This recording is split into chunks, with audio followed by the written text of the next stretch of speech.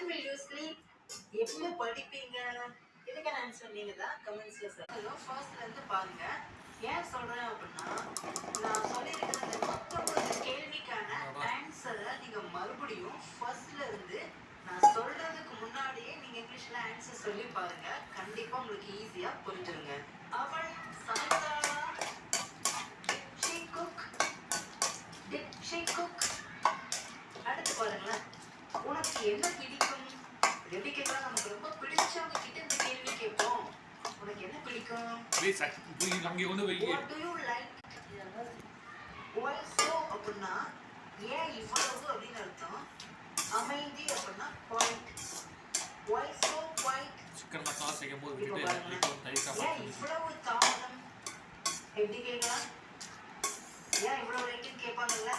இதுக்கு நானே எடிட்டிங் பண்றேன். நீ எடிட்டிங் பண்ணிட்டு நானே சால்வ் சொல்றேன்.